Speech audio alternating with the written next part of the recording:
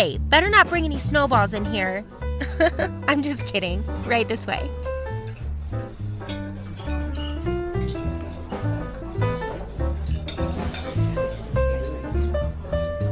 We just got our bonuses, so I think the chefs are in a good mood. I'll go grab them for you. Hi. Hello, hello. Welcome to A Minor Diner, where we take a recent music release, give it a theme, and pair it with two other works of art to create a 3-course meal. We've got an appetizer, an entree, and a dessert to make our meal de mois, our meal of the month. I am your treble chef, Jesse. Beside me is your bass chef, Zach. Hello, It's nice to see you here. Yeah, especially today. Today is an exciting day. It's decision day for the treble chef. What do you mean? The parking lot saga. It finally ends today. I don't know what you're talking about. The city, they're coming down here tonight. They want to hear your decision. Which option did you pick? There is no decision. No, you don't do this. Your big Sawanese turtle Our turtle. bit some kid, and now you have to decide A what... 13-year-old should actually count as a young adult. I filed a petition. Either way, the city is making you decide what to do with the turtle, because you can't just have it in a restaurant. You can either A, cook it and serve it, or B, set it free into the pond that's currently where our parking lot should be and designate that land as a nature preserve. So which one are you gonna pick? Neither. He stays here in the restaurant. Jesse. It's cold out there. So we cook him up and we eat him. Appalling, abhorrent, and frankly, I expected better from you, Zachary. Jesse, they're gonna shut us down if you don't decide. Sometimes you've got to make sacrifices to get what you want. Sometimes we have to make sacrifices to keep A Minor Diner open. You can keep the turtle, but it'll mean giving up your dreams of a parking lot. Or you can cook and serve the turtle.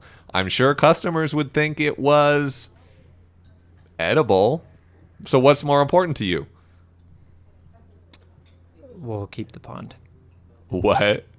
I'll put the turtle back in the pond, and we can just call it a nature preserve. You can't be serious. What?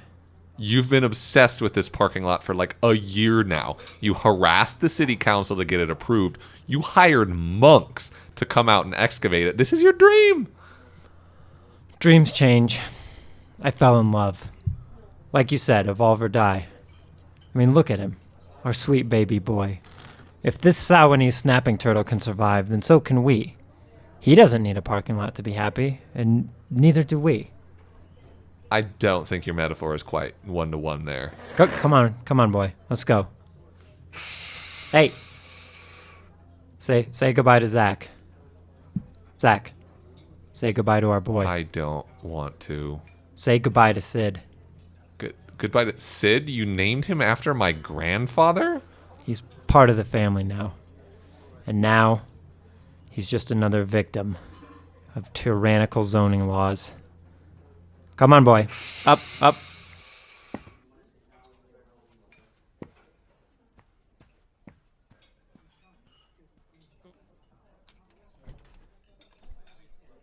We will never forget you.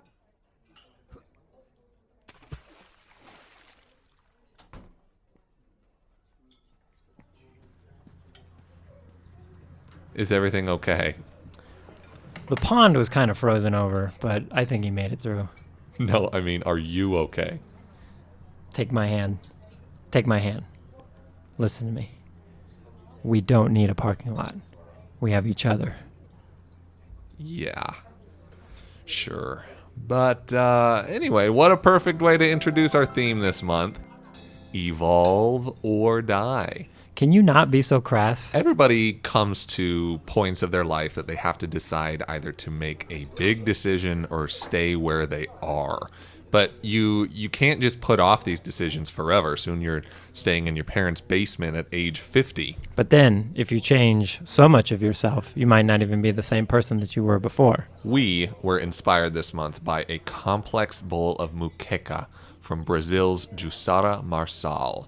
we've paired this experimental Afro-Brazilian album with a piece of 1853 correspondence and a 1991 modern art installation. Coming in hot from the kitchen, our appetizer. Our appetizer this month is the brand new album from Brazil's Juçara Marçal, and I apologize already for all of the Brazilian names I'm going to just ruin today. But anyway, new album is called Delta Estácio Blues. It is out of Sao Paulo. Juçara Marçal, she's been around for a little while. This is only her second solo album. Her first solo album came out 7 years ago now. It's called Encarnado. But she was also the singer of a band called Meta Meta, who released a few albums in like the early 2010s. They were really cool. They were a really cool band, kind of punky, jazzy, samba, Afrobeat kind of stuff. This is in an almost similar vein. Like, I wouldn't call it a punk album, but it online, if you look at the genres that this is kind of tagged as, it's got all sorts of stuff. Vanguarda Paulista, which is a Brazilian movement we'll talk about. Experimental rock, glitch, post-industrial, industrial rock, art punk, art pop, synth punk. And they're all they're kind of spot on, actually. Yeah, like when I first listened to this, I was getting like, she's like a Brazilian Bjork, where it's like, well, what would you say Bjork does? It's like, well, it's like Bjork does Bjork. Yeah, it's like choral, orchestral, glitchy, like crazy stuff. And yeah, Marçal is so, like, what I love most about her, this is my first exposure to her. She's like almost 60 years old. She is 59 years old. Yeah, and like just killing it. Just like, you know, when you're so young and full of energy and you're trying to, like, you know, throw rocks at the windows of the world and like make a new sound, it can come across as either like incredibly innovative and genuine in the rare instances. A lot of times it just sounds like noise and, you know, protesting for protest's sake.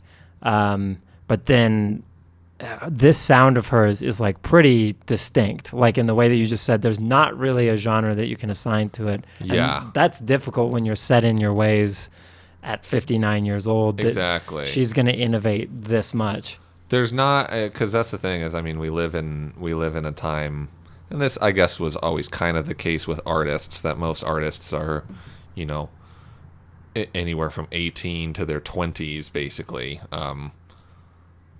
Lil whatever, the newest rapper, or Lil Butt or whatever. Lil Fentanyl, yes. Lil Fentanyl is probably like 13 years old, like 12 and a half. But yeah. But for the sake of argument, like, I'm always, as a late 20-something, I'm always pleasantly surprised when I learn that an artist that is relatively new on the scene and is making some pretty cool stuff is like in their 30s. I'm like, oh, awesome, you know, like we still have a chance here, you know? Yeah. But like, it's crazy. Second solo album, 59 years old, and I really, really like this album. Yeah, I think that it's like, it's certainly, as any good art is, I don't think it's for everybody. Like, it's really gonna suit you, or it's gonna be pretty abrasive to you. Yeah, because it's abrasive. It's got a lot of kind of industrial touches to it. It doesn't. Some of the songs are catchy, but there's not really like, you know, an abundance of hooks or catchiness. Yeah, because that would be my only. I think it's good. I like it. It's like the lack of the cohesion between the songs. Like, each song is its own like swing. She's not going for an overarching like style and sound. She just like is trying something new on each track. And I think they kind of work together. Like, there's an interesting.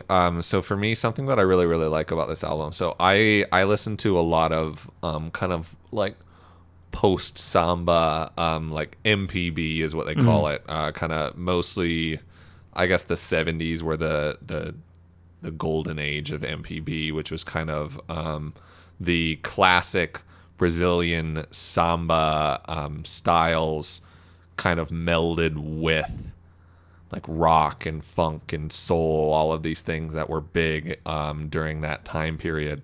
And if you strip down a lot of the industrial nature of this album and try to strip away a lot of its weirdness, like if you just played these with traditional instruments, I mean, they're pretty good melodies. Like, they're melodies that wouldn't be out of place in like a Georgie Ben album or a Gilberto Gil album. Like, it's good.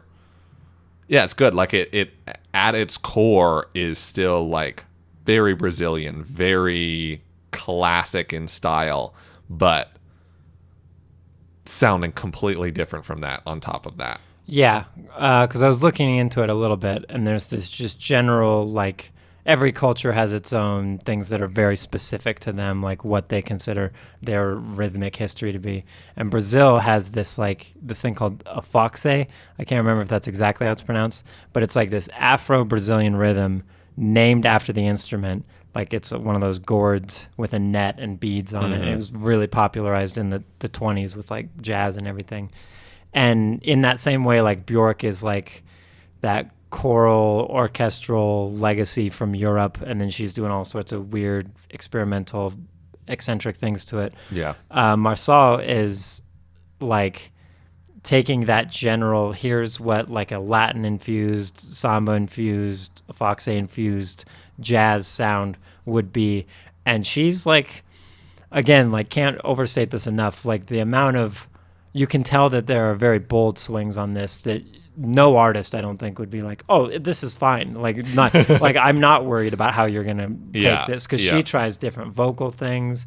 There's like all sorts of. I guess I'd be curious with her other collaborators, because I bet they're pretty young and helping inspire her. I would have to look at the age of it. So all I could really find was because I mean, this album is getting some attention from certain circles of the internet, but like Juçara Marçal doesn't have an English Wikipedia page. Yeah. Like, this isn't like, she's gotten next to no buzz or coverage in the kind of American or quote unquote Western, I don't know, indie music circles. But as far as I can tell, the main collaborator of this album was one of the other members of that band I mentioned earlier called Meta Meta, and his name is Kiko Dinucci, born in 1977, so 44. Okay, yeah, that's interesting, because it's like, I think there's, we're talking about Evolve or Die, and you have a contingency of people here in America that, like, any genre is, no one would regard now as being their golden era. And it's like, oh, I wish we could go back to when classical music was this, or jazz was this, or rock was this. And I think this album is like a good way to sort of, it's like an emblem to show that you have to change things in order to keep it relevant. Because there is that foxe like genre and style of music, but that peaks hardcore in the early like 1920s in Brazil. And so that being a cultural artifact, it's culturally important for Brazil to hold on to that. You could just play it in museums or in weird sterile contexts, but she's taking that and really saying, like, not only are we going to catch this up to the times, we're going to try to innovate in the name of this identity. Well, because it's interesting, because I listened to this album around the time that I listened to another album out of Brazil by this guy. He goes by Indio da Cuica. Cuica is one of the instruments that is often used in samba music. So he's like Indio of the Cuica or something. And like, I listen. That's cool. I'm just embarrassing myself. No, it's good. But the album is cool. Like, it's all right. But when I listen to it, I'm like, oh, I'd rather listen to like Cartola. Like, I'd rather listen to like a classic samba album. But this, because for example, cuica is a percussion instrument, and there are like I don't know how this album was made. It sounds to me like samples of the cuica that are just like fucked with. Yeah. Like doing really interesting things to samples of old like Brazilian instrumentation. And I think that's like part of what makes this so interesting, that it's like, I don't know. It's like, I'm trying to think of an American equivalent, I guess, like taking older folk music and actually doing something interesting with it. Yeah, because it's like she's, like you're saying, at any other point in history, it would still be true to those roots, and it would sound like it. She's playing it straight for 80% of it, and then the last 20%, yeah, it's like chopped and sampled or skewed or pitch altered in whatever sort of way. So it would be like, yeah, like the equivalent of like if you, there's some of these artists, I can't quite remember their names at the moment, like a bit more country sounding or folk sounding, but then they like noticeably do something to their, like not auto tune or pitch correcting their voice, but like sort of mess with the instrumentation to make it sound a bit darker, a bit more whatever. And like, obviously don't speak Spanish or Portuguese, but so I don't know exactly what she's singing about on some of these songs, but like you can kind of feel, because like we touched on it a little bit earlier, that Vanguarda Paulista movement in Sao Paulo in like the late 70s, mid 80s, you have this independent DIY punk-esque like ethos where they're going to kind of decontextualize music from what it was before. They're going to go out into the streets and do it in this way and do everything on their own terms. Really, really avant-garde stuff. Kind of a similar blending of like an old Brazilian style and like, you know, contemporary for 1979, but contemporary like avant-garde experimental music. And that scene came into fruition during the final years of the military dictatorship in Brazil. And most of that music is like really, really socially critical. Yeah. And there's like, I guess, yeah, circling and orbiting this like evolve or die concept. Especially as Americans, you look at other countries and you look at other things, and there's usually some novelty when you hear like covers of English songs in their language, in their style, and there's always something interesting about that.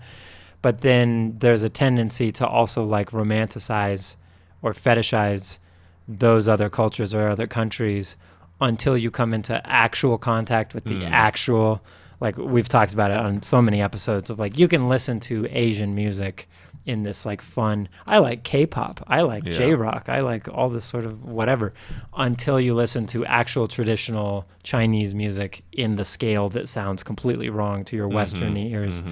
And I think there's something really interesting, especially about Brazil, because Brazil is like one of the few countries that are like synonymous, like we can be brother and sister countries in a certain way, because they're so multicultural and product of colonialism and everything.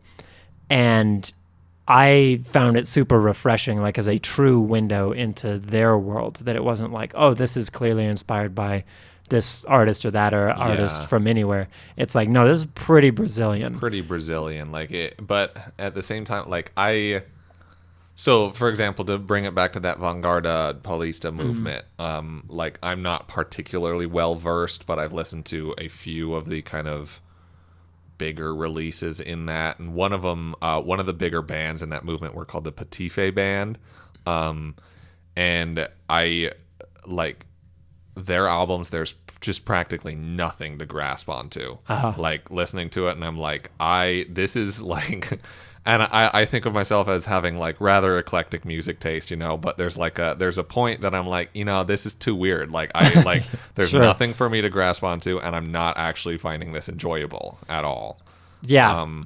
That's a tricky, because I used to have the opposite thing with like mariachi music, like Spanish music. If you like growing up, or even today, I guess, go to like the Spanish Mexican radio stations in your car or whatever, and to an untrained ear, it's like, this is the same song over and over and over. They're all the same keys at the same tempo at the same whatever. And then if you really force yourself to listen to it, like anything, you can hear the nuances and the differences in those. but I know exactly what you mean, where it's like, what am I supposed to be doing here? Like, how am I supposed to be engaging with this? But I think that's to praise Juçara Marçal.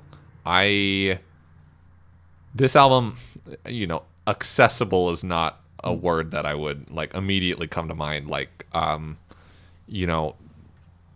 my mom listens to this restaurant, comes into the restaurant sometimes. And always nice to see her. Yeah, it's always nice to see her. And when she sees this dish, I'm like, Mother, like, this is probably not the dish for you. It's probably not the dish for most people who come into the restaurant. But it is, it's not solely weird for the sake of weird. I like, because so Animal Collective. Okay, there you go. I have never particularly loved Animal Collective. I know that a lot of people do, but the best bits of Animal Collective, there are these like fantastic hooks, like basically pop songs over noisy, glitchy kind of weirdness. And a lot of it, so I think a lot of Animal Collective records are just like total bullshit that leans like too far into the glitchy weirdness, like look how strange we are, kind of, sure. Like we're experimental. But I think most of this record, like there's a couple songs that don't hit for me at all, but like it feels more put together than even most Animal Collective records to me. Like, it doesn't sound weird for the sake of weird. It kind of sounds like weird for the sake of like, we're moving forward and we're trying something new within a set of cultural brackets that already exist. Yeah, because I would say that's a very interesting comparison, Animal Collective, because like if I was throwing this at my parents or anyone on the street or anything, I would feel more confident recommending this than Animal Collective, because Animal Collective is like beating the same drum, and if that drum doesn't work for you, it's like that's all it is. That's the whole career. But then this one, I do think there's enough variety in the songs, because I also have that. There's like some songs on this, maybe like one or two, that's like not even close. I will never listen to this. This is not good at all. Don't enjoy it. Then there are other ones, a track later or something, that are like, oh, this is completely exactly what I like about music. Yeah. And there are a number of songs here that and oh boy, most of them are in Portuguese. And I'm not going to even really honestly try to pronounce them, but like the first 3 songs I think are all like, heck yes, we got this. Crash is superb. Apparently that's the single with the music video. I haven't watched the music video. Yeah, that's a good one. The last song on the album like ends it really, really well. I think there's far, far more good than bad. But I like, it's interesting because like you said, we here, if you haven't noticed, do not speak Portuguese, so we can't really translate the lyrics. I found one Portuguese language blog that I then Google translated the review of the album to try and glimpse anything about the album.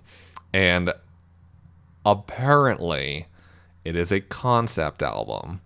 The lyrics, the overarching story of this album is imagining Robert Johnson, the old blues guy, meeting like samba people in Estácio, which is an era of Rio de Janeiro where a lot of samba music came from. So Robert Johnson transplanted into time in Rio de Janeiro back in the day, and then going back and changing the history of Delta blues. I buy that completely if you put it that way, because like, especially because Robert Johnson is like Mississippi Delta, and then Brazil is obviously Amazon Delta there, and like that makes sense, especially because that type of music, a Fox A, is mostly 1920s, whatever. That's very interesting, and I actually hear that now, and that's why I think maybe we pick up on it in terms of it not sounding like total nonsense. Because there is actually, like, it's not a Delta blues record by any stretch of the imagination, but it has like a little bit of that. It feels like it. Yeah. Yeah. It has like a little bit of Delta blues. It has a lot of samba, but then there's even like there's like some hip hop flavoring to it almost. That's like in some of her vocal stylings and like melodies. Yeah.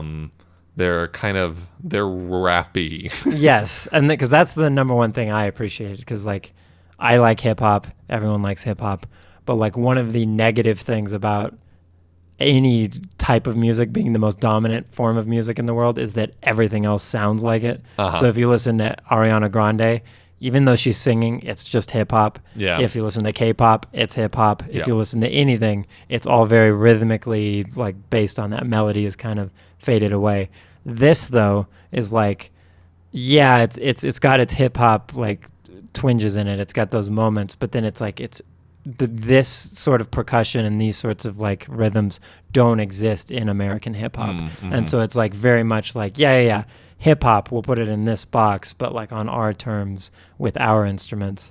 And I think it's like, it feels very, again, that's a very bold move too, as well, because like she's inherently trying to sell this to her home market, and her home market might not be so like, oh yeah, I love Robert Johnson. Like, I wonder. I mean, I've never been to Brazil.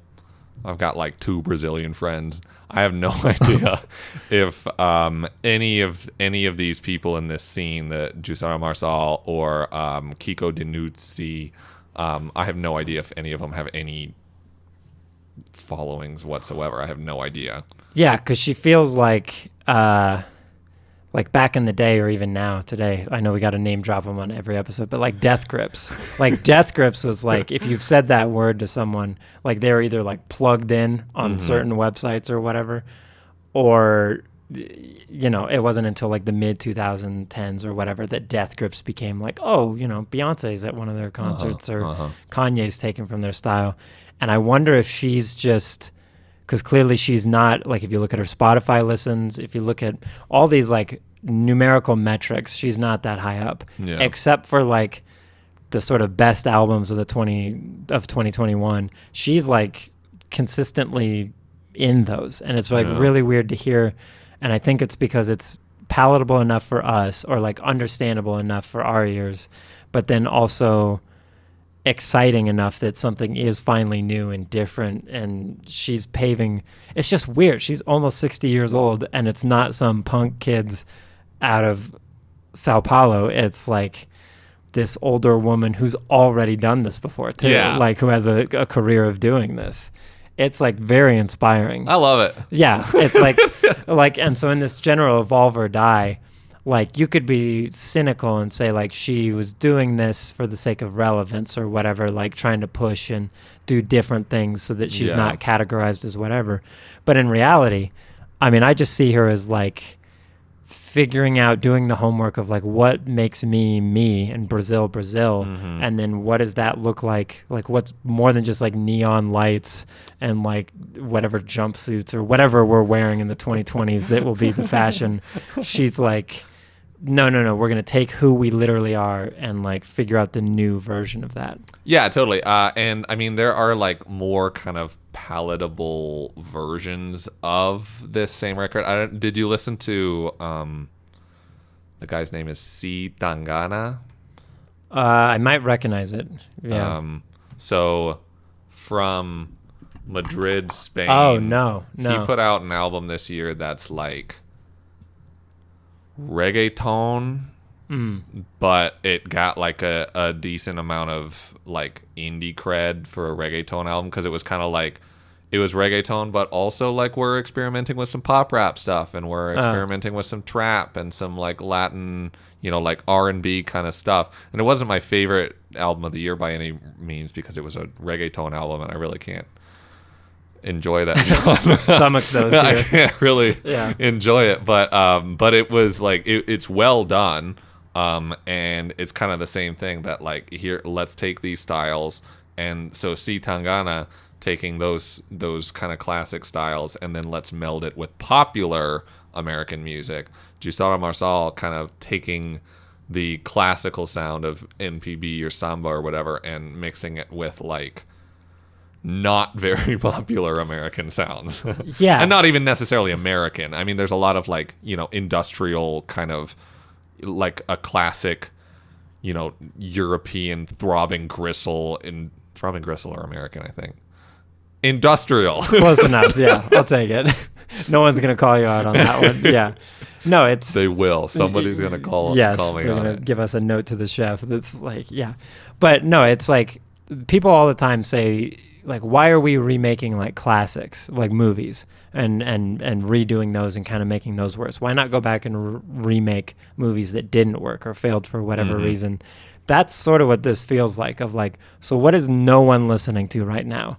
And this element A, B, and C, and so she smashes them together and brings them back, and it sounds fresh and organic and original, even though, like you're saying, by the very conceit of it, it's not. It's a concept album about the past, about like literalness, but it feels like you've mentioned a lot of other music that's like tangential to this, that's also going parallel Throbbing lines Gristle to this. Or Out of London. Yeah, where slightly tangential, but like this feels like its own thing. Yeah. And I think at any moment when you're talking about evolve or die, like being yourself and doing it in such a like authentic way, if like, so what if her Spotify listens don't go up? So what, like she's old enough to know like she's not 25 anymore, that like none of this shit matters. Yes, like, exactly. I am going to stay exactly where I want to be in terms of like making the music that I want to make.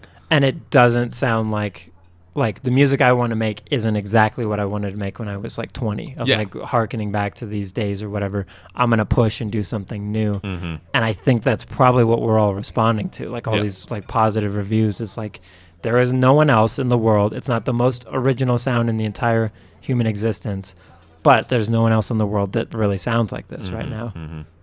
So yeah, this is kind of a case of evolving or dying in like you have a personal choice.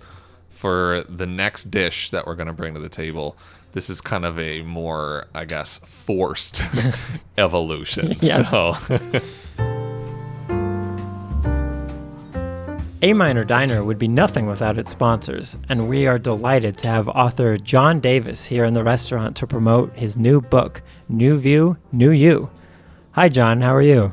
I'm doing great, but my name is actually Juan Davies. Oh, I'm sorry here. So your book is a guide to helping people change and refresh their lives. Is that right? Yes, that's correct, Jesse. Modern life, it brings with it so many attachments and things that we burden ourselves with. I can only hope that my book can help readers realize that you're able to change your life in less time than one would think. Interesting. Can you give us any examples?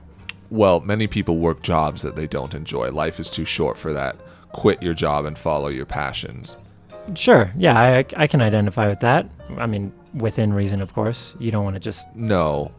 Any sort of reason you have comes from fear. You're afraid of moving on. You're afraid of the unknown. Are you afraid of anything, Jesse? Not really. I mean, well, maybe like sharks, but that's not really... I don't... What if you're afraid of your children starving? There's nothing to fear but fear itself. That's in the book, by the way. That's a sneak preview. Okay, what other examples do you have? Well, relationships, easy. If you're not perfectly happy with who you're with, there are other fish in the sea, Jesse. This sea is huge and beautiful and full of fish. And sharks. Juan, I can't help but think that you're oversimplifying this. Please don't refer to me as Juan. My name is Juan David. Wait, I'm lost. If you're not happy with who you are, kill them off. Start again. Yuan is the new best version of myself. Again, morphing yourself is as easy as simply doing it. Don't let evolution terrify you. We wouldn't be where we are today without it. We would be arthropods, Jesse. Arthropods. That's like a crab. I'm not sure you understand. Okay, well, thank you for coming ashore. The book is called New View, New You, and I assume you can pick it up anywhere. Maybe not the same place twice. Thank you for coming in today, George, thank you. So for our next dish, we are going back in time. There aren't...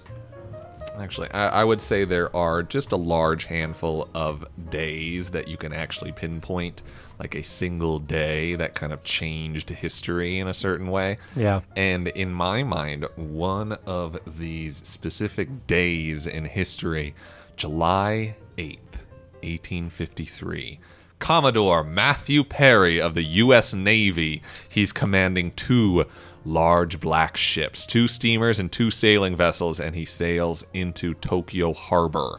He is here for a specific reason. He's here on behalf of the U.S. government, and his goal is to get Japan to enter into trade with the United States, essentially demanding a treaty permitting trade and the opening of Japanese ports to U.S. merchant ships.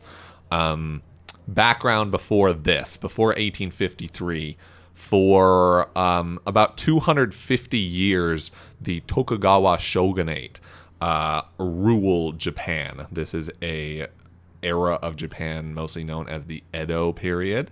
So the Tokugawa family started ruling in 1603. Before that, it was basically a bunch of feudal lords that were ruling this country in different city-states, I suppose. But here, we're bringing Japan together, quote-unquote, for the first time.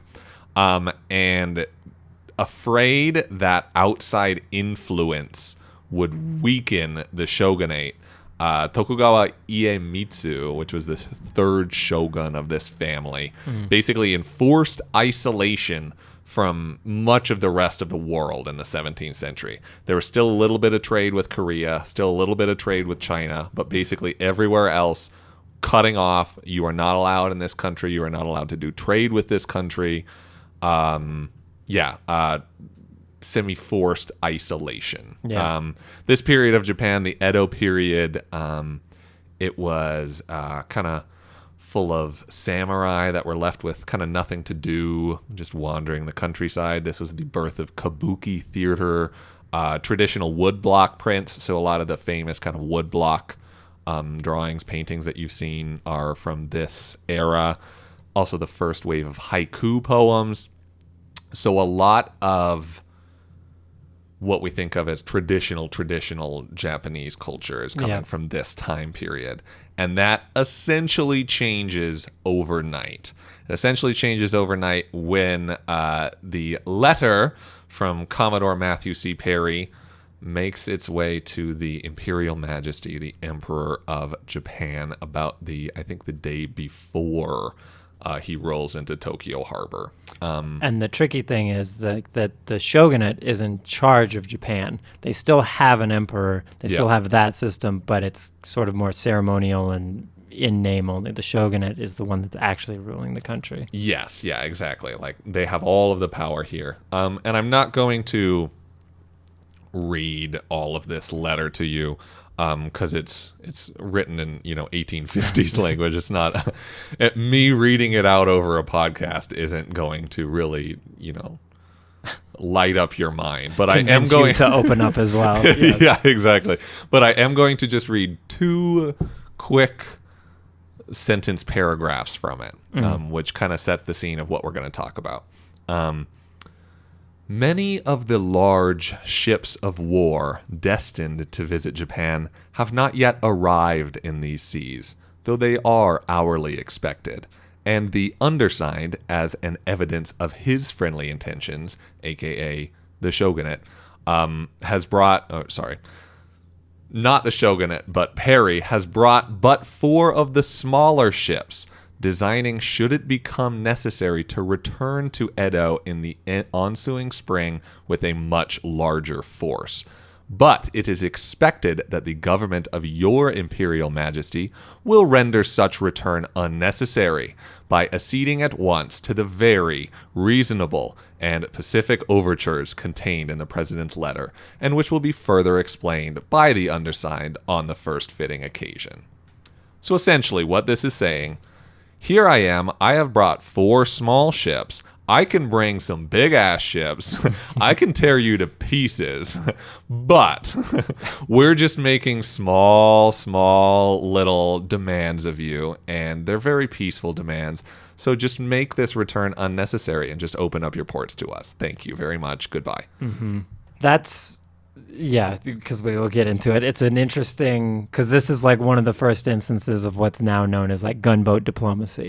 Of like, well, we're just going to sail around and influence things in whatever way we can, and especially America at this time, because I believe at this time the only other nation that's been given barely any rights to trade with them is the Dutch, because the Dutch are just sort of hit and running all the way through Asia, and so America's saying like, nah, we want to like direct trade, open up trade. And the treaty with the Dutch was very, I mean, like barely any trade going in either direction. But essentially, that was not the not the case with this one. Essentially, with this letter, the shogunate was like, well,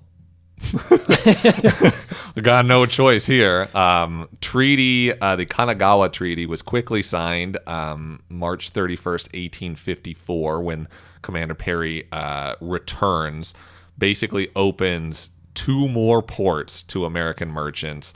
Then 4 more ports open up a few years later. Completely free trade, residence rights to American merchants. The Japanese are forced to sign similar texts with the British, the French, the Russians, pretty much everybody else, and changes that country essentially overnight. Yeah, in a very blasé and highly subjective opinion that I have of that, I don't think Japan becomes Japan again for another like 130 years. Like it's not till the 1980s that Japan gets to say, okay, we are our own autonomous, self-actualized people. Because, essentially what happens, and the reason that so you can pinpoint this date as a day that changes many things about history in many different ways, okay? So essentially, the first way this changes is it leads to basically the shogunate is done. The shogunate leaves in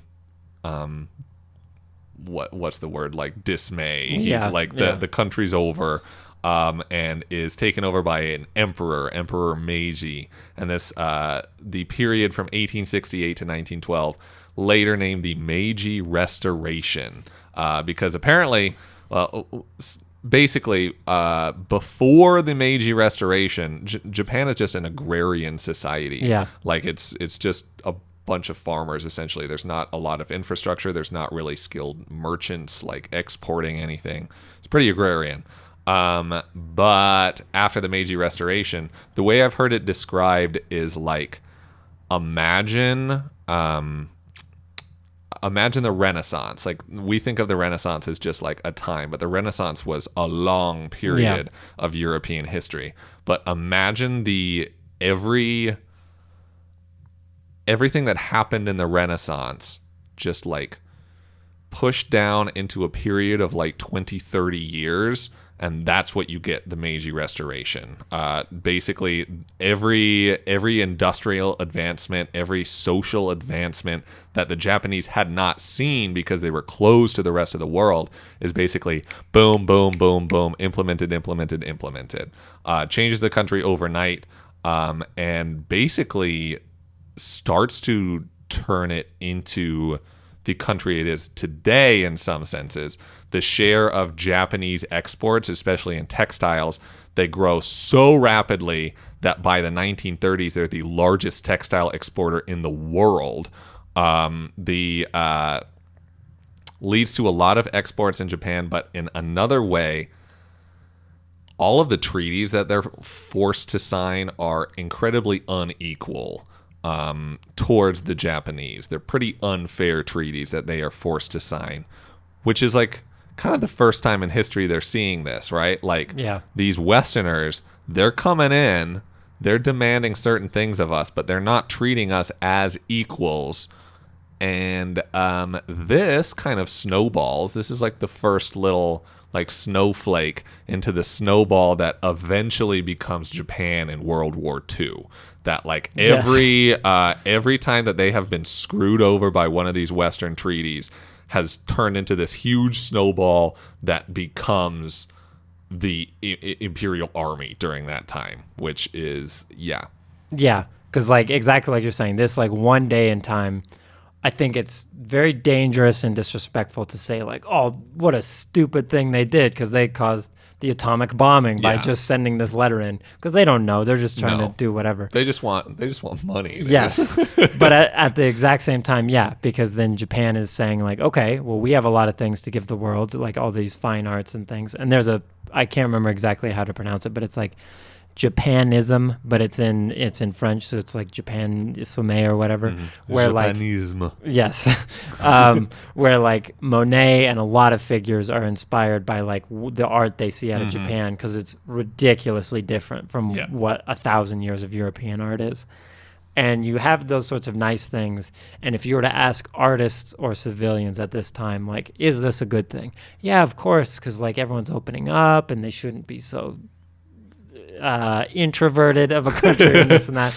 That's one way to put it. Yes. Whereas Japan, like you're saying, is realizing like, oh, we have like a bit of a trade deficit here of like they're going to just push in American products. Pushing all these American products in, and we have nothing to give them in return. Yes. And like, so we need to get more products and more minerals and whatever. Oh, Korea's got some. Oh, China's got some. Like, it's this way to like expand themselves for almost no reason. And like you're saying, World War I, Japan goes to they won. They helped do whatever. And they were so disrespected that like, wait a minute, we fought for these islands. Why does Germany get these islands? Like, Germany's all the way over there.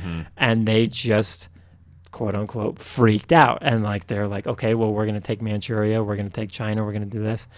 And if you look at it, like Asia is like its own ecosystem until this letter arrives, because Japan looks at China as like, because China in Chinese is Zhonghua, which is like Middle Kingdom, like the center of the universe. And then so many of their characters, language-wise, the Japanese just take and adopt because that's the center of the universe, is China. And so they have these like spats and these huge rivalries with Korea and China, but it's all like the neighborhood. And then all of a sudden the block. Yes. And then all of a sudden basically aliens land in a spaceship and say like, you're going to open up because look at this boat that you don't have. Like we can just steamroll you instantly. And it destabilizes the country and the region to such an extent that like, you get what happens after World War II, where America and MacArthur say like, we are going to stay here for like 30 years until you get this figured out, so that we don't do this again, where like we don't help you on your feet to whatever degree. And I think when you talk about like evolve or die, it is of course the correct decision for this single individual to make, of like, well, I guess we let the Americans in because what are we supposed to do? Because what other, like, this is, like I said in the intro, like evolve or die in the most literal of circumstances, that they will get the living caboodle bombed out of them by these ships. And like, no matter what your historical perspective or political beliefs are, like China tried the opposite and they got rocked by 8 different European countries who just cut that pie into a billion slices. And so when you look at things now, like, why is China like this? Or why is Korea like this? Or Japan like this? They are still pissed about 200 years ago, as they should be. And so Japan, like, for me, like, again, like, let's even just say it politically. Like, you look at countries like North Korea or Iran or Saudi Arabia or things that, like, get put on lists that Americans, like, well, they're not doing this and they're not doing that. To some degree, that is true. There's human rights violations and things that we should be concerned about as human beings. But oftentimes, it's like they don't want our banks to talk to their banks and dominate their banks. It's, are we talking about like, North Korea is one example, right? Where the human rights, the breakings of human rights are another another level. Yes, completely different tier. But then there's like Iran. Like Iran is not a perfect country or democracy by any definition, but is a lot of the problem that we have with Iran, that they don't let our free fettered capitalism into their country. Yes, there's not a McDonald's. They dare to have their own somewhat culture in this day and age, in the age of globalism, Jesse. Yes. Globalism is a net positive for all involved, Jesse. Exactly. And there's no like sort of like subtitle of that's like neo-colonialism of like, no, we got to liberate Africa and get them a bunch of hamburgers. But it's the same, like this sort of argument, because you could make a true argument, any sort of casus belli is like Roman for like causes for war, Latin, not Roman, for causes of war. And so you need a good casus belli to go to war with anyone. You can make several between the Western powers and Saudi Arabia right now. Like there's a bunch. But in reality, the bottom 75%, the foundational reason that we would do that is like they have all the oil, they have all the money, they have this and that, and they're not listening to us, and they're doing their own thing because they can afford to do their own thing, just like China. And so you can say these things like there's women's rights issues, there's gay rights issues over there, but like this is sort of, because you talk about the Edo period of Japan, like it's considered relatively peaceful, but it's also considered relatively like barbaric. Like the punishments for things are insane, and like there's a social etiquette there. As many very stable societies of the past came to fruition, the only way to keep them this stable was to be relatively draconian in your punishment. And then that, I think, is a problem for, I would argue, specifically like Americans, Chinese, and Europeans to understand of like, I would argue they have a right to do that. Like that is their land. They are their people. They are whatever. So if something needs to change there, that should change from internal, and a rebellion from inside. Yeah. And so like France going through what it goes through, if Germany does anything, it's somewhat of a puppet move. It's somewhat of a Svengali move. And so for us to do anything about Japan of like, well, you're backwards and this and that, you have to open up. They're on islands, and it's a little bit like Taiwan right now. Like if Taiwan wanted to declare whatever, they can. In the same way North Korea, if China wasn't on their side, it would be a non-issue. 5 minutes later, that country would be a different country. Yeah. But because right now they can do that, it's terrible, and it's awful what they're doing there, and it's not right by many objective ethical standards. But also, it's like one of those foundational rules of like we talk about Pax Romana or whatever. It's like, well, it's collapsing, and people there are farmers, and it's not as good as them as the emperor.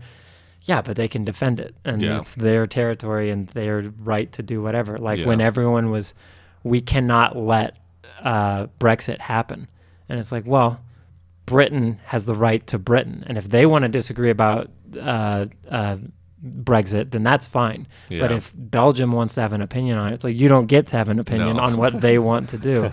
And so us doing this to Japan, I don't know. There's that island outside of India, the West Sentinelese or whatever, where it's like a completely uncontacted tribe of like 20 or 200, 300 people there. They have the right to do that. Like there was that big issue there where that Christian missionary guy went in there and got killed, and there's like opinions on that, but it's like ultimately they have complete jurisdiction. Like exactly. It's not. They are right. in the right there. Yeah, exactly. Like murder isn't okay, and he's not there. He's not a foreign combatant or anything. But like that's their territory. Yeah. And so Japan evolving or dying in this case is like. Yeah, then you get them hell-bent on evolution, and evolution means the war, like militarizing as quickly as possible. There's a very good Japanese film about this, The Wind Rises, about one of the best, the guy who basically makes the Mitsubishi Zero, the plane that Japan uses to go insane and conquer most of Asia. He just likes planes. Yep. And Japan is like, no, we need like planes, like to not only defend ourselves, but take the resources that we're quote unquote entitled to. And they're evolving. And it's only, again, because we sail up again in bigger, blacker ships again that they don't get what they want. And now I think I'd be curious your thoughts on this. They have like pretty strict immigration laws, and pretty strict COVID laws to whatever degree. And I think the world still kind of has this like, oh, that's a bit tough. It's a bit, they're pretty conservative, quote unquote, is what they call it, that they want to keep Japan Japanese. Yeah.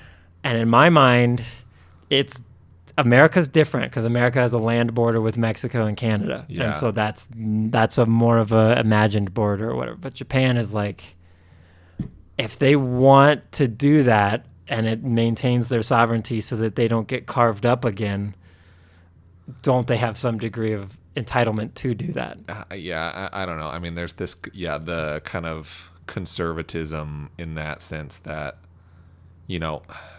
it's hard for us to make an objective decision about it, right? Because as I believe America should be super multicultural and allow all of these different cultures to be subsiding in these borders, because that was kind of what all of this was built on, right? Yeah. But Japan was not built on that. Yeah. Japan has been Japanese since the beginning of time, and if they want to keep it Japanese, I mean, it's not really our decision to make. But it's I don't know. I mean, it's all more complicated than just a black and white, this is good or this is bad, which is actually Commander Perry, in 1901, the Japanese government constructed a statue, a monument to honor Perry in the city of Kurihama. It was torn down during World War II for obvious reasons. That kind of set in the whole imperial rivalry thing, destroyed that statue. But after Japan's defeat, the new government restored the monument. It's still in place today. And we've talked about statues in this restaurant before. Yeah, we still have one in the back there. Drew just never came back and got that. That's, I think, what makes this so tough to throw a judgment on. In the sense that in the beginning, this was a pretty money hungry move that literally America just wanted to make more money, just like any of these countries that they wanted more minerals, they wanted more resources, et cetera, et cetera. So here we go. You're opening up to us, but that set the motion for a huge political change, military buildup, complete social transformation for the Japanese people that actually pushed them towards becoming a world power that they still are today. If it had never happened, I don't know. No, that's true, because that's and again with this evolve or die, it's a bit similar to a past meal that we've served here with nostalgia, because they've evolved in several different ways and they've died in several different ways, and none of those necessarily had to be the defining thing that we evolved and now we're done and we're perfect, or we died and we're defeated forever. We have they led us towards the collision course of World War II. This little encounter here with the ships and the Emperor led us towards World War II, but then World War II gives us computers and several other things that we would never want to be without now. And Japan clearly feels somewhat positive. I've talked to some Japanese people, and they all know who Perry is. We don't learn who Perry is because there's no reason to. It's a blip on our radar, whereas theirs, it's the catalytic figure there. We've got George Washington to learn about. Yes. He has wooden teeth. Exactly. Did you know that? Yes, and he can't tell a lie. But the same sort of thing, the evolve or die. I think it's nice when countries do this. There's that damnatio memoriae thing that Stalin will airbrush people out of photos or whatever. You're talking about the statue thing, and they re-erect the statue. I can imagine to some contingency they don't like that. Some Japanese people don't like that because that's someone who challenged our sovereignty or whatever. In the same way as Americans, no one in our past is blemish free. They all have their thing, but we evolve from that standpoint of acknowledging that that led us to where we are today. Uh-huh.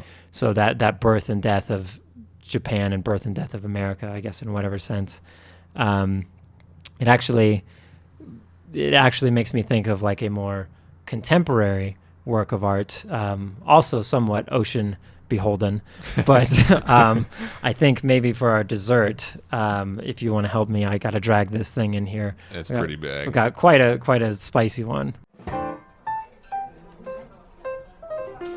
So for our dessert this evening, I thought I'd serve us something. It's a bit chewy in a couple different. It's marinating in something a bit spicy. But so a short time ago, Drake released an album called Certified Lover Boy.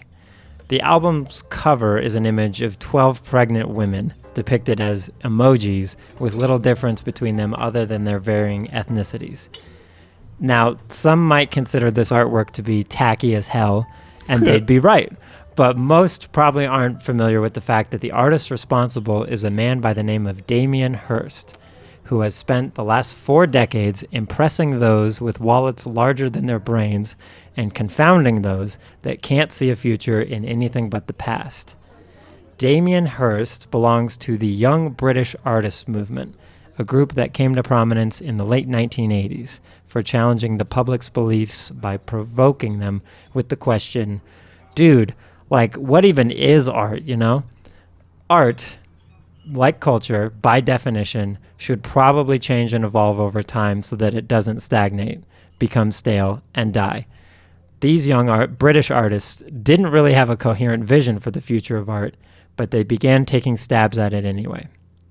So in 1991, Damien Hirst created one of the most controversial works of art in history, galvanizing critics and audiences alike with a work called The Physical Impossibility of Death in the Mind of Someone Living, a title that seemingly stretches so far down the spectrum of pretension that it somehow wraps back around to sincerity. But what type of art is this? Is it a provocative painting, an offensive statue, an insulting poem? Nope. Not quite. In early 1991, a tiger shark was caught by a fisherman in Queensland, Australia. This 14-foot ocean predator was then preserved in a massive tank filled with formaldehyde, which is a toxic chemical compound resin.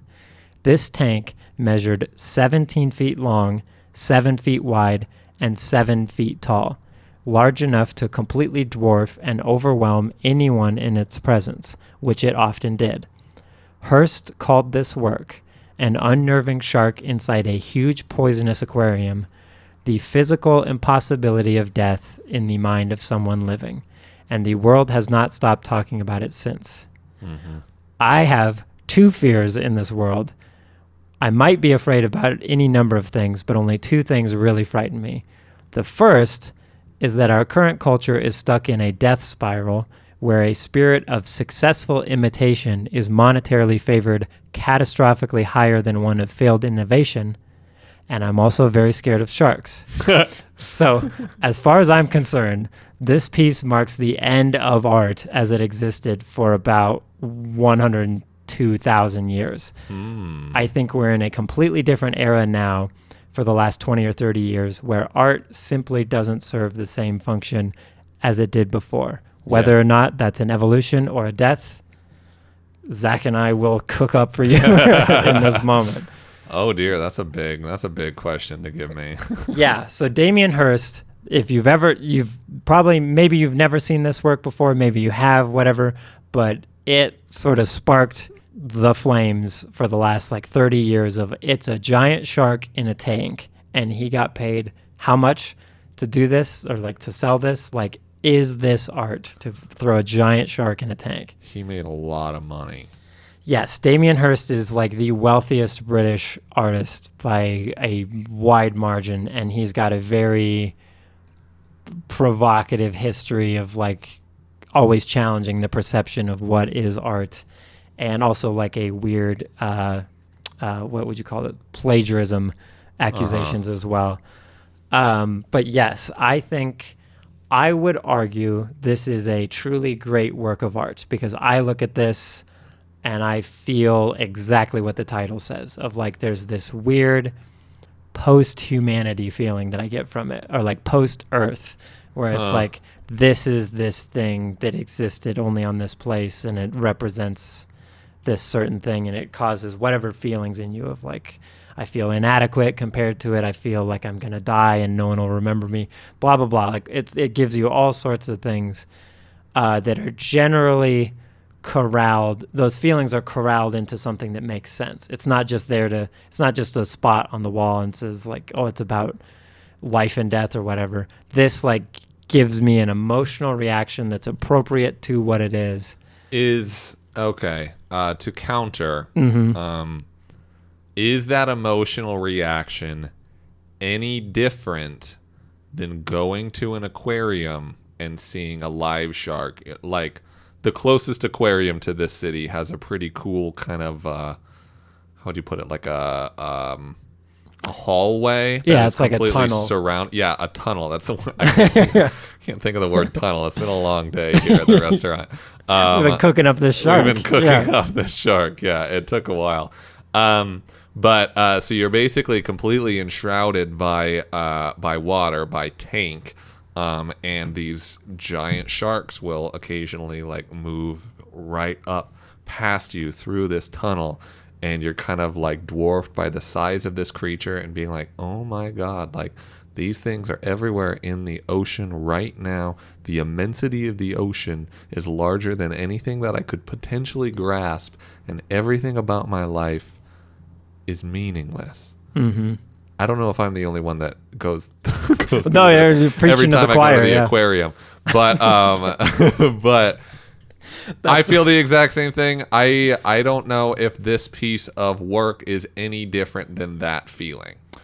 I think that's the trick, is I think it's right on the precipice for me, because it's like, it's the color, the formaldehyde, and the white tank, and like how it's split up or whatever.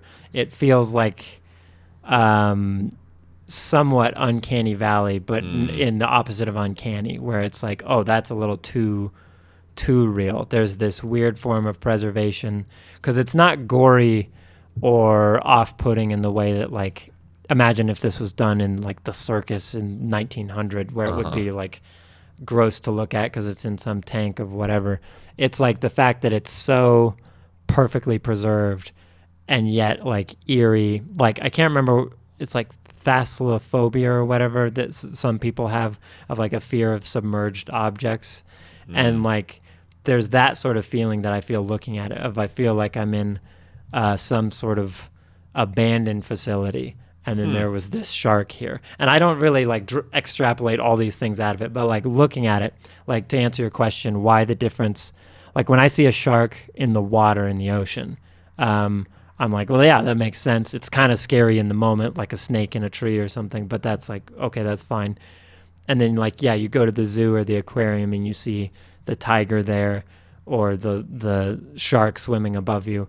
To me, it's still like in enough of its context of like, oh, and this is kind of what it looks like in an educational documentary. And then seeing this, because Damien Hirst has also done this with other animals. He did this with cows and sheep. Like a zebra or something. Yeah. And it's like, that doesn't do anything for me, because I find that a bit like it's kind of art to some degree, but not really. But it doesn't actually, like, it doesn't. I think the kind of interesting thing about this piece was that you're like, you can kind of stare into the eyes of something that at least popular culture tells you is going to kill you. I don't understand why you're afraid of sharks. Sharks are just living there. Sharks, because I think they've been unfairly stigmatized. It's because I respect them. It's like it's you're like afraid of them because you respect I'm them. like some like 1920s like mailroom boy looking at the CEO like shaking in my boots. It's like, because sharks are like perfected. They're like apex predators that like, they have no pupil. They just have this dark, uncaring eye, basically, and they will leave you alone or they'll not leave you alone. Like, they're just sort of, they're like the xenomorph in Alien a little bit to whatever degree, where they're just this relentless, like, I don't have that with orcas or any other thing. Like, a giant squid would be pretty cool to see, but also insanely intimidating. And I think it's because of that, is that there's no like some animals are incapable of expressing emotion or like changes of mood or whatever, and then some animals just like don't have emotions or moods to display. And I think the shark, speaking of evolution, is just, it was perfected however many millions of years ago, and It's just stayed the... Yeah, it's just the same. Like there's something sweet about a turtle. A turtle's like the counter to a shark. Oh, yeah. Because a turtle lives forever. Your turtle. Yeah, oh yeah. Oh well, don't remind me. But I'm sad now. But yes, the turtle like is, unless it's a snapping turtle, in which case apparently that causes problems. But if it's just like a sea turtle lives 120 years or whatever, and it's like, that's incredible. It was alive way back when. But there's, even though if it was a turtle big enough to eat me, it's not quite the same thing. It's a docile, like a whale, like a whale shark. It's like, it's not going to eat you, whatever. But a shark, like you say, you look into this piece, and it's like you could see straight down its, like, into the mouth, straight down the body and into the stomach there.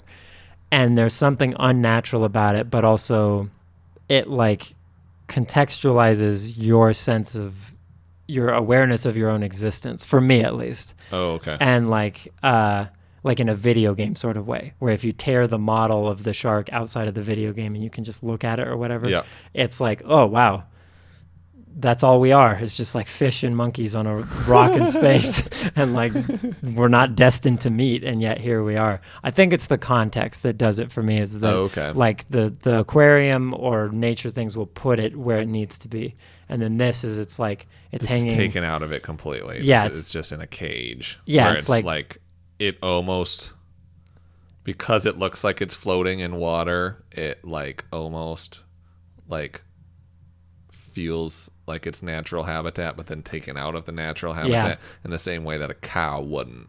Yeah, exactly. Like if a cow was just on whatever diorama thing there, it would look kind of whatever. But this is like this like immovable jello, basically, that it's in. Because formaldehyde is also insanely toxic. Like you can't touch it, you can't breathe it, you can't do whatever.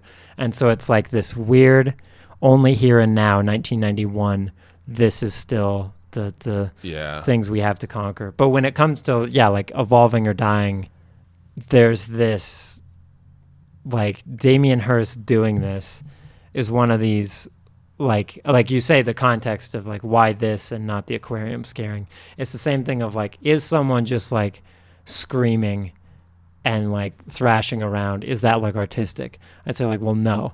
And then you're like, okay, but what if it's like to this rhythm and this melody and this is what they're screaming about and doing whatever, and then you have like punk or rock. It's like, well, definitely.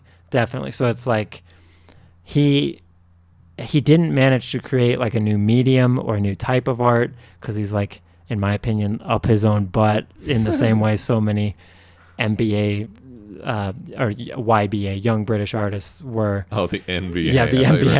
I thought this was becoming a diatribe against the National Basketball Association. Why is that MBA, like Masters of Business Administration? But yes. Yeah, that's very similar. Yes. But yeah, I think, because for a lot of people, I think, like, let's say you're pretty conservative about art, and not closed-minded, but just more traditional about art, this would mark the end of art to you, of like, people are making money off of nonsense now. It just doesn't, it's not real. And then I think to like post-modern or post anything, whatever you want to use, like the people who really lean into that, this is also the end of an era of like, this is the transitionary, like art can be much more liberated than just the traditional mediums that we've found. And I would argue if we had sat on this for about 10 to 20 years, we'd be better as a civilization. But this came at the exact same time as the internet. And so there was like no time to let this piece like settle, and like, so what do we think about art? It became like everyone is contributing art in any way possible all the time. Social experiments are art. Anyone who does anything with a phone camera is art.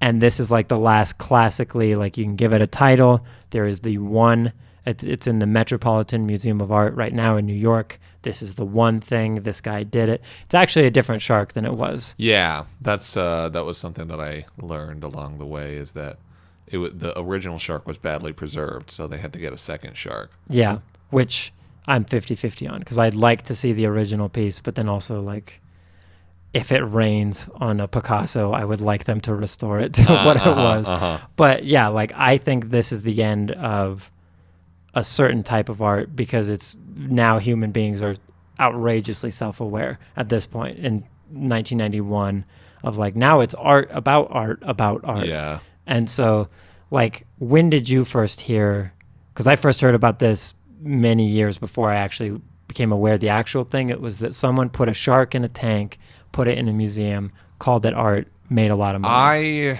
I was aware of this, but I want to pose a separate question to you, actually, because when I think of, the beginning of postmodernism in art, I think of Marcel Duchamp's Fountain, where he has the urinal. Yes. Yeah. And that's 1917.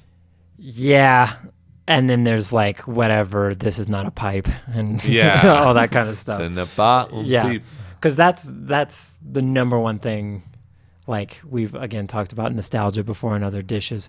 This is like my least favorite reason being alive right now, is that like when artists in the early 20th century said like, well, what's going on now is modernism. It's like, don't do that. Don't call it that, because you're now giving a dead end to it. And so then the next generation, well, this is postmodernism. Okay, great. There is no door. We've completely painted ourselves into a corner of like, over. What is this now? And that's sort of what I mean. Like, I think this is the end of postmodernism, is the physical impossibility of death. Okay, so that's the end of postmodernism, and now it's like a bridge into whatever this is, exists. This cancerous, terrible time to be making art, because it's like, this is the last concerted effort in my mind, and maybe this is a traditional closed-minded view of art, but like the last time I'm going to do this specific thing, and I'm going to be trying to, he's at least building a circle or a square around human emotions of like, I hope I get some of these or these, whatever. Like, you'd never call it, oh, I think maybe you could transpose some sort of political, oh, this is about Margaret Thatcher, this is whatever, that's what this piece is about. Kinda. He's still at least building a hope and a desire to make the idea being so it can still be artistic because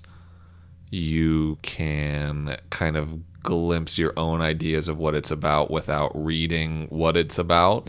Like a lot of modern art, I'm like, well, I guess I have to read this little piece about what the artist was thinking if I'm going to even begin to sort of understand what the artist was thinking. Yes, because it's a bunch of like sticks in the lawn, and it's like, this is about like Polish-Hungarian relations in the 1920s. I guess it is. Like, that's fine. Yes. Whereas this is like, I think if you were 6 and you saw it, it would give an impression. You just consider it a shark in a tank, and you wouldn't know that it has a title and an artist. Yeah. But then later, it's one of those, like, he's the first to do it, of like Neil Armstrong, first person to step on the moon. Someday, hopefully, that will become a trivial thing. Like, it won't matter who did that. He, in my mind, like last one out, turn off the lights. Like, this is him turning out the lights on like the 20th century of art, but also like postmodernism or post whatever. Because then you start getting artistic works that are like, like let's say a video game or something exclusively limited to the virtual world. That's not what we were ever doing ever. Like, we were doing that mentally to some degree of artworks that didn't tangibly exist. But then this is the last thing that's like, it's not designed to make you feel happy or sad or romantic or whatever. It's narrow. Here's what I'm hoping to elicit. And I think he does it by complete accident. I think there's plenty of bands that have done like the best album ever. And then it's like, yeah, I agree. Yeah. And so this is, for me, I don't mean to make it such a landmark, like the last good work of art ever. But like, when you say like great work of art that you think about 1 billion years from now, humanity's no longer here, but we leave like some Parthenon of like, here's the timeline of art and here's what we've chosen to select as whatever. I think it's the last realistic one that enough people would agree, even if they hate it and don't consider it art. It's like the last, like, there was a community, a global town square that we all looked at it and loved it or hated it Yeah. or whatever. And anything after that, the monoculture sort of fractures and it becomes Beyonce is the single greatest artist of the 21st century. And it's like, have you read a book or seen a painting lately? No. It's like, okay, well then that is exclusive to you and your community, Yeah. not the globe. But yeah, as it pertains to evolving or dying, I think he did both. I think he evolved what art could be and killed it in one fell swoop, basically. Interesting. Yeah, because I don't feel that strongly about the piece in general. Now I just keep thinking about the Drake album cover. Because that's inspired by, he has like a series called Pharmacy, where it's just a bunch of dots on a white canvas of different colors, and it's meant to like kind of, this visual didn't exist until human beings invented a space sterile enough to be a pharmacy, and then vibrant enough that each one of those little labels is like something or whatever. That for me is too far. That's too like, sure, whatever. It's dots. I remember seeing those in the 60s when they were doing whatever you'd call that, just general, I can't remember that style of art. But like, Pointillism? yeah, or something, or like whatever the red, blue, yellow sort of distilling everything to its simplest form. Oh, okay. Yeah, I got you. Yeah, because I am, as has probably been evident, no fan of postmodernism. Don't like it at all. Yeah. I think it's the worst thing ever. But then you get like postmodern music that can either be like the best music ever made or the absolute worst. And same thing with a lot of other mediums. This, I would say, is like, I don't know what you'd consider after this to be just as good, if not better, of like postmodern. Like it couldn't exist in any other period or any other medium kind of art. Whereas like, same thing with like a Van Gogh, where he's very of his time, of his own singular vision. Whereas if you did it today, it's like, well, everyone does it today. Partly because we're inspired by him, obviously. But like this shark in this tank, is it a work of art? And it's like, well, there's a lot of, it kind of is the foundation of like how we measure if other things are works of art. Like if a guy on a street corner doing whatever, is that a work of art? Probably not, maybe not, yes, no, whatever. If it's like Biggie Smalls rap battling at 17, there's a video of him doing that on the street corner. That's probably a good artistic performance. That's just missing the opera hall around him, basically. Well, I mean, I don't know. I think it's way too big of an issue to distill into anything. But I mean, even this dish overall that we're bringing, this meal du mois. I mean, one of the quote unquote pieces of art that were brought to the table was a letter. Yeah. And behind the scenes, there was a conversation between the bass and the treble chef. Does this letter constitute a work of art enough to bring it to the table for this meal? And I don't know. I mean, I think it's all personal. I don't think there's ever an answer to that question. And I don't know if you can distill it down to like this Damien Hirst piece or not. But I guess to kind of wrap it up a little bit, I feel like this is the danger with not the danger, but this is kind of the inherent path that is going to be tread with the evolving or dying, is that we're going to be continuing to evolve in a certain direction because we get sick of seeing the same things, or a certain number of people in any scene are going to get sick of what's going on and try to move forward with it, even though maybe like the vast population is okay with wherever it is, just regurgitating the same stuff. Kind of the trailblazers are going to forge ahead, try to evolve or die, and most of them are going to die because their experiments, their forging forward, like doesn't connect with anybody, like doesn't do anything for anyone or change anybody's thoughts or make them feel any feelings.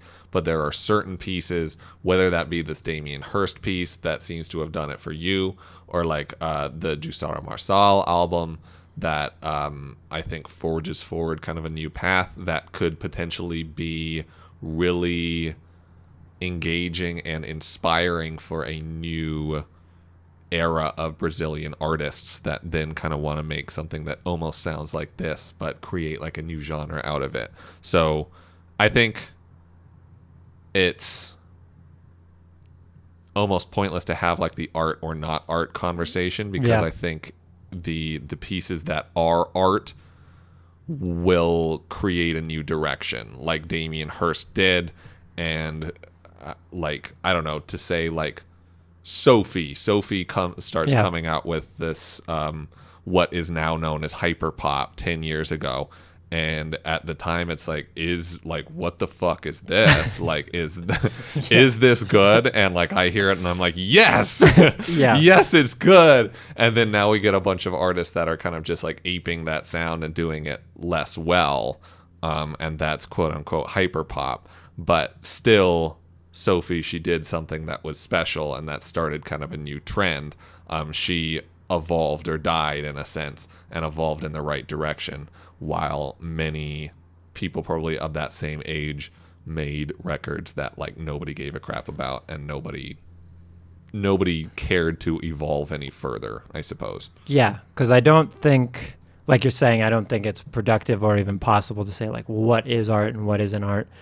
But I would say like maybe a foundational condition of art is that the audience has to tell you that that is art. Totally. And it can be good or bad reaction. Because like the three dishes that we have here, like let's take the album.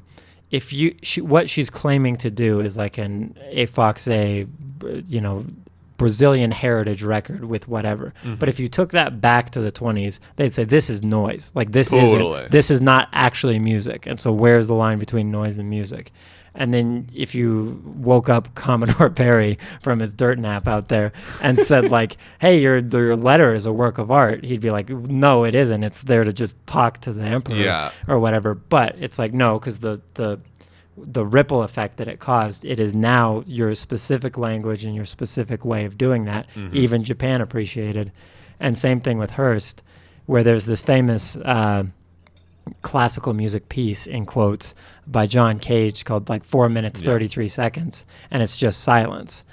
And like, I think if you heard that today, you'd say that's not art. And it's like, well, it isn't, but because he already carved that piece. Like you can't also do silence. If I made 5 minutes and 54, it would say no. Too long. Like cut it down to 3:44. But yeah, I think when it comes to evolving and dying as a human being or as an artist or whatever you want to say, it's like not necessarily like you can tell yourself things or you can do things that you think make you who you are or that you've evolved, but really it's ultimately up to like the repercussions that come with that or the reaction felt from that. And if that didn't do it for you,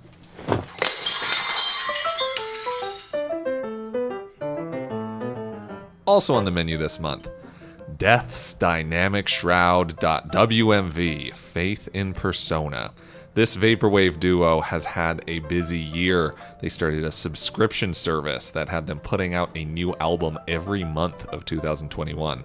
December's Faith in Persona is their best of the year. Push yourself and feel actual human emotions while listening to vaporwave. Ross from Friends put out Tread. The horribly named London producer Ross from Friends, not David Schwimmer, has done plenty. That's not Ross. I don't even remember who Ross is. Is that Ross? I don't. Keep going. Ross has done plenty of evolving throughout his career, and thankfully in the right direction, moving from an overdone lo-fi house style into this lush, wonderful album of future garage goodness. I apologize to David Schwimmer. He is Ross from Friends. VVV put out Turbo Violencia.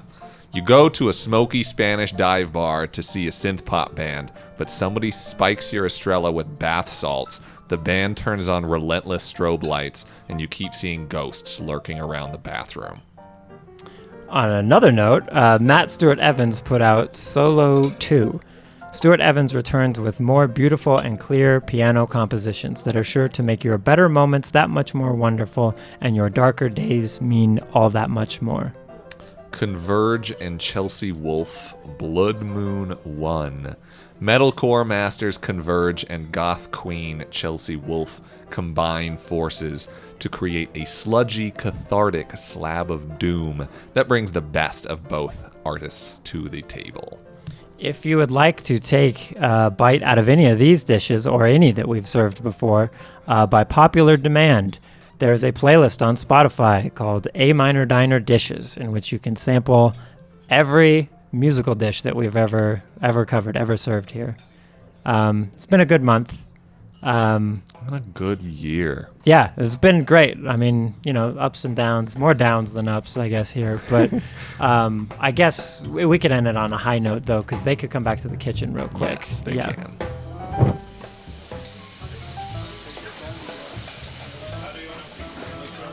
Welcome to the kitchen. It's time for our ever-popular segment, Notes to the Chefs.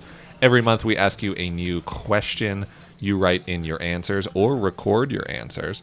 Give them to us, and we will read them on air. Last episode's question, what piece of art would you want to be present for when it was first released?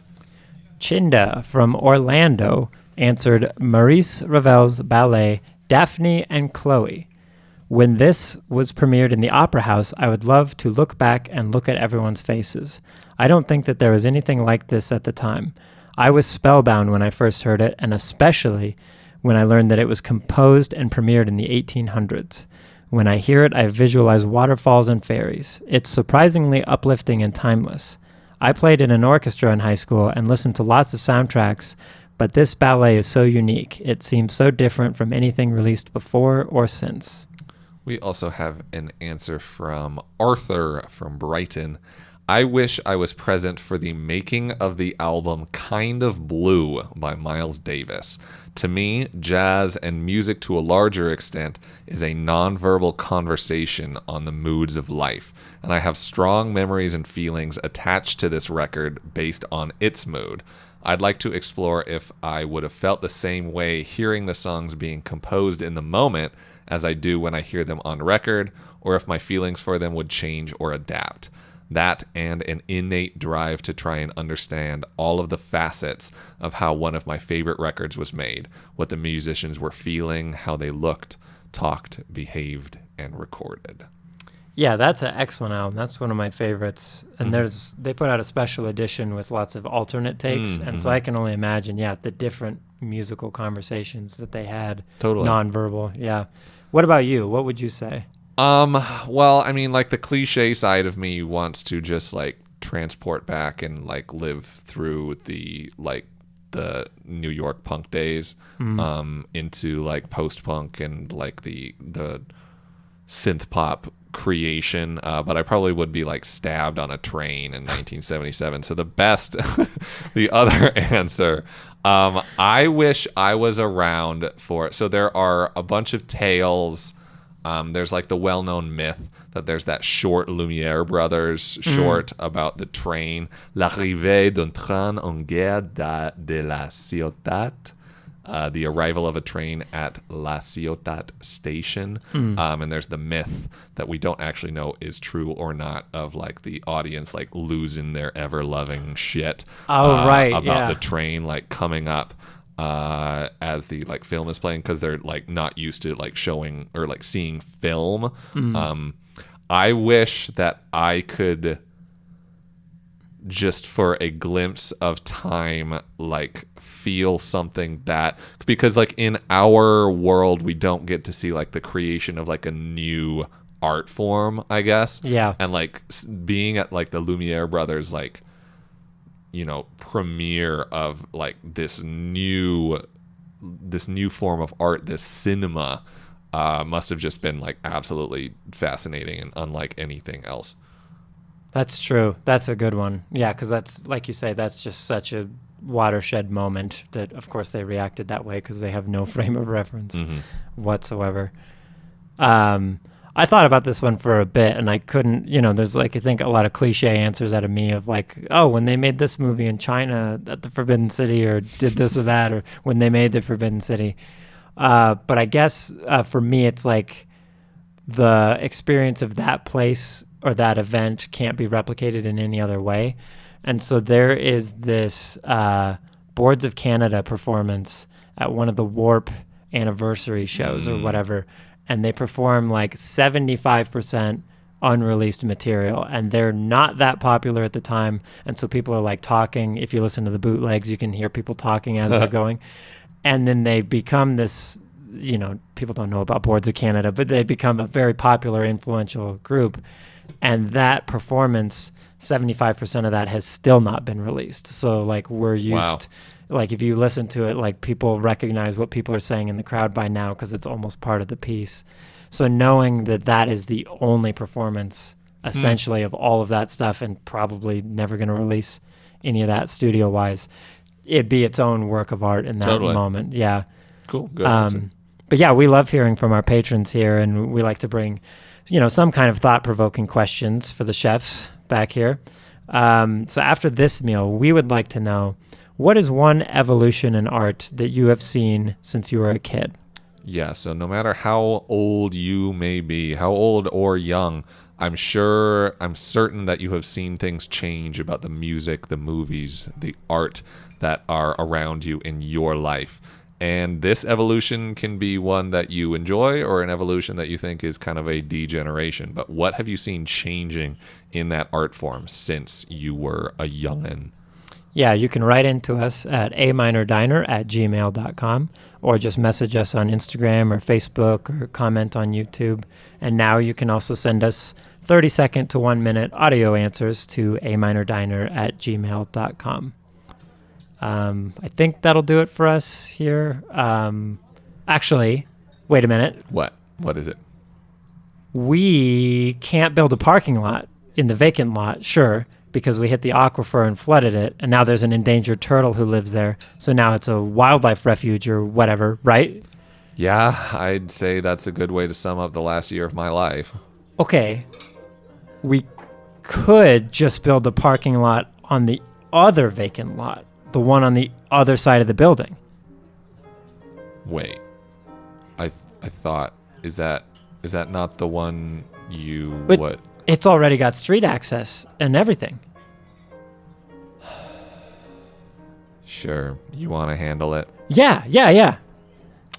Thanks for dining with us tonight, everyone. In retrospect, that even makes more sense. Be sure to thank your hostess, Miss Mandy Groves, on your way out. I think it even used to be a parking lot back in the 40s. And wave to Edward Tart on keys. I mean, what are the odds? That's crazy. A Minor Diner is recorded on location and produced by Epicene Motion Picture Company. But if Sid crawls back in here, then we just won't tell anyone, okay?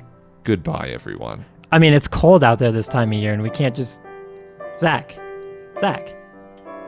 What? What did I say? What?